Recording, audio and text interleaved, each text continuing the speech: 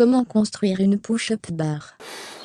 Bonjour tout le monde, dans cette petite vidéo aujourd'hui, petite vidéo tuto, on va essayer, on va y arriver même, de faire une push-up bar, donc petit engin de préparation. Donc l'idée, c'est comme l'outil ProPilot, il faut une barre avec des tons de vélo, en cintre, et puis l'idée c'est d'avoir un petit support qui permet donc de venir faire des exercices pour se muscler un peu, travailler le haut du corps.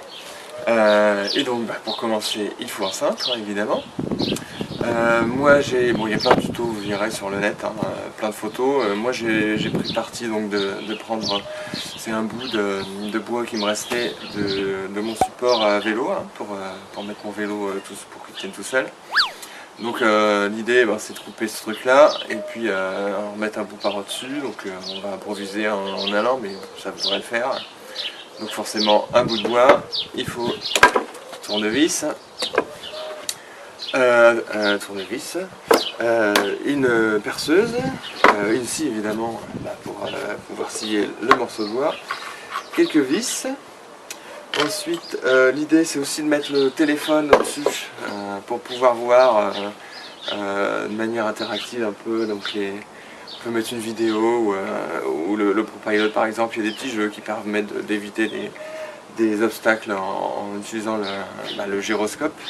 Donc j'ai eu l'idée de prendre cet aimant, c'est un petit aimant pour accrocher le vélo. Il faut que j'arrête de penser au vélo. Le téléphone sur les grilles d'aération de voiture, et une petite équerre. Voilà, donc il faut que j'étudie encore la question pour que ça tienne bien, mais ça devrait le faire avec le téléphone qui viendra se clipser là-dessus, donc qui permettra donc de suivre les mouvements. Enfin, ça tient pas trop mal. Donc évidemment il va falloir percer pour les vis qui forêt.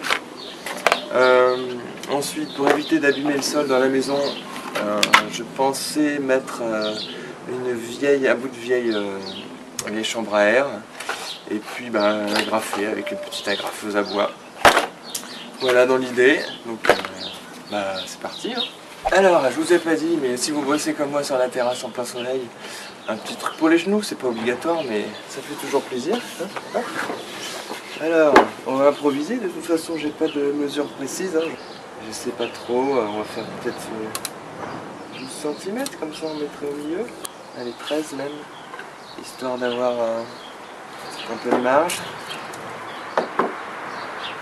Allez, c'est parti pour 13. Hop.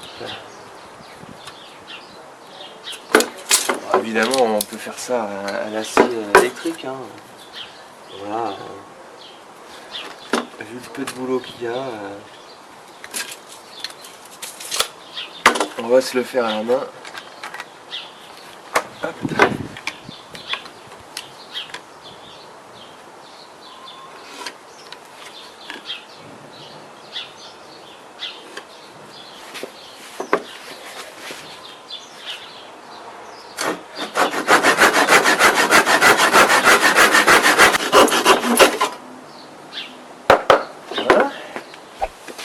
Et voilà le petit père.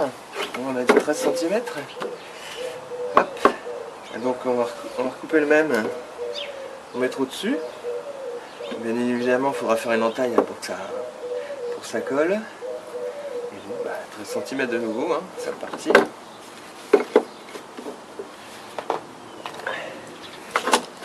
besoin de vous faire un dessin.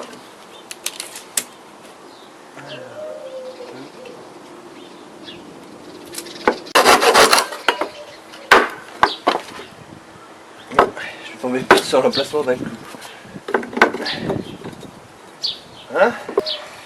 Sur la partie basse et une plus grosse sur la partie haute, pour que ça puisse rentrer, sinon on mettra peut-être aussi un peu de chambre à air autour aussi.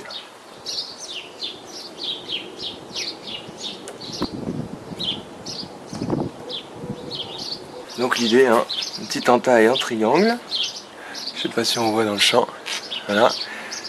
Histoire de mettre le centre à l'intérieur, et pareil sur l'autre.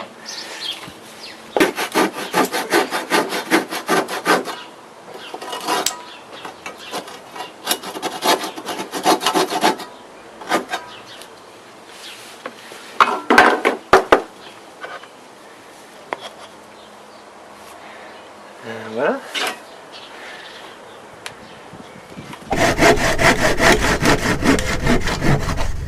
Et voilà le travail. On se retrouve avec un truc comme ça. Et qui tourne un peu, mais c'est de l'autre sens. Mais qui va se bloquer avec la chambre à air. Voilà. Ensuite, on va arrondir un peu ici, là, histoire de pouvoir manier un peu une fois qu'on est dessus. Et puis on sera pas mal.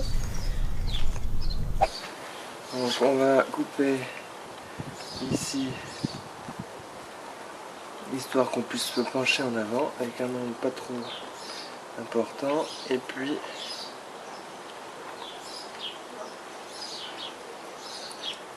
on va essayer de réussir à faire un arrondi dans le genre là. On va voir ce que ça donne. Voilà. Bon, c'est artisanal, hein. C'est l'idée de toute façon.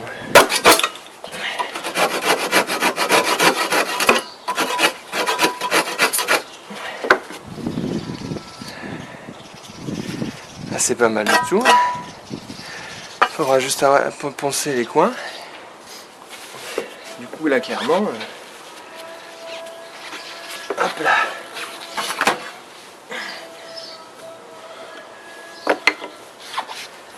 On va pouvoir bouger. Il faudra juste, donc, comme je disais, arrondir les angles ici. On va faire un seul tour, voilà.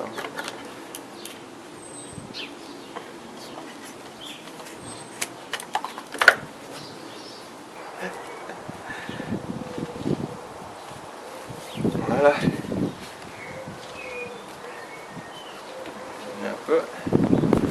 On va visser tout ça.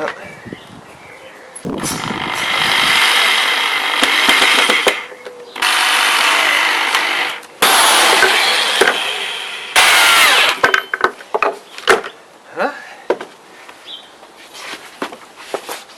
On est pas mal. Toujours avoir une vieille chambre à air pour bricoler.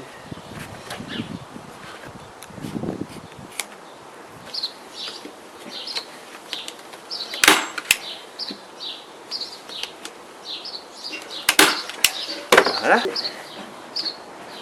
On appuie bien fort pour passer à travers tout ça. Et voilà. On va découper ce qui dépasse. Nickel. Bon, comment ça ressemble à quelque chose. Il reste le support de téléphone. On prend des petites vis. Hein. Il n'y a pas de poids dessus. Hop. Et voilà. On met le support de GPS. Ouais, c'est pas beau tout ça. Il n'y a plus qu'à essayer. J'ai même récupéré l'appli ProPilot. Voilà, donc l'idée, c'est une vidéo YouTube toute bête. Mais il n'y a plus qu'à suivre. Et sinon, il y a le petit jeu Game of Bike. Ah ouais, voilà. Et ça, un petit jeu, donc normalement, voilà.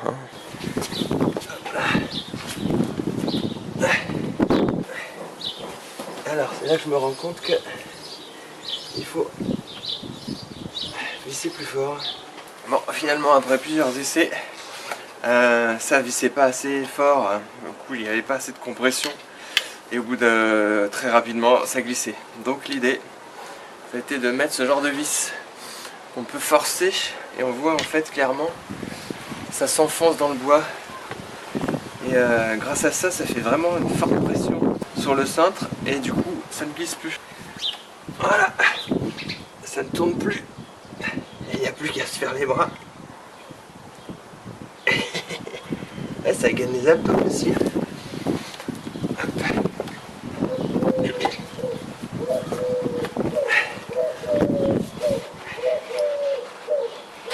Ouais, ça va gagner les abdos à mon avis. Et Et là ça tourne plus là. Bon bah voilà, j'espère que cette petite vidéo tuto vous aura plu. Donc n'oubliez pas, hein, il faut vraiment que ça compresse. C'est à mort, la vis ça s'enfonce carrément dans le bois tellement en force. C'est ce qu'il faut, hein. Les vis traditionnelles cruciformes, ça serre mais très vite, ça se barre. Voilà, et ben il n'y a plus qu'à, bon courage. Et puis bon gainage.